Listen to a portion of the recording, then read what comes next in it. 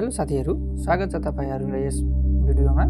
आज हामी हेर्न गइरहेछौं मेडिसिनको टाइप्सहरुमा एन्ट्री कोटेड ट्याब्लेट भनेको के हो, प्रोलङ रिलिज ट्याब्लेट भनेको के हो, एक्सटेन्ड रिलिज ट्याब्लेट भनेको के हो।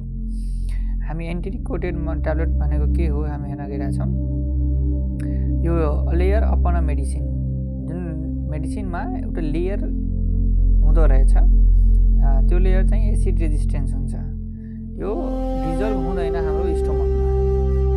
यसको रिजन के छ भने to protect medicine from the stomach acid. यसको एक्जाम्पल हामी हेर्न गएछौँ पेन्टापराजोल, जुन हाम्रो यो एन्ट्री कोटेड औषधि हुन्छ।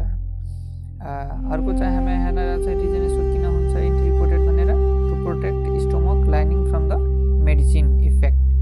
एक्जाम्पल हामी हेर्न गइरहेछौँ यसको एस्पिरिन। दोस्रो हाम्रो छ सस्टेन रिलिज ट्याब्लेट भनेको के हो। सस्टेन रिलिज भनेको के हो भने not dissolve whole in one time.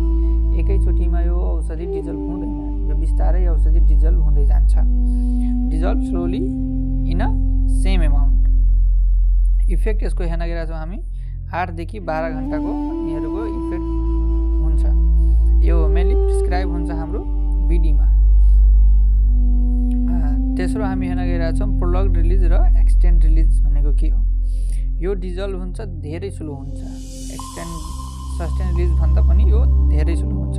यसको इफेक्ट हामी 12 देखि 24 घण्टाको हुन्छ र यसको प्रिस्क्रिप्सन हामी मेनली औषधिहरू जान्छ ओडीमा। हस् त, यदि तपाईहरुलाई यस्तो भिडियो चाहिन्छ मेडिसिनहरूको बारेमा र यो मेरो भिडियो तपाईहरुलाई जानकारीमूलक लागेछ भने, राम्रो लागेछ भने सब्स्क्राइब शेयर गरिदिनु होला र अर्को कुन मेडिसिनको बारेमा तपाईहरुले जान्न चाहनुहुन्छ तपाईहरुलाई कमेन्ट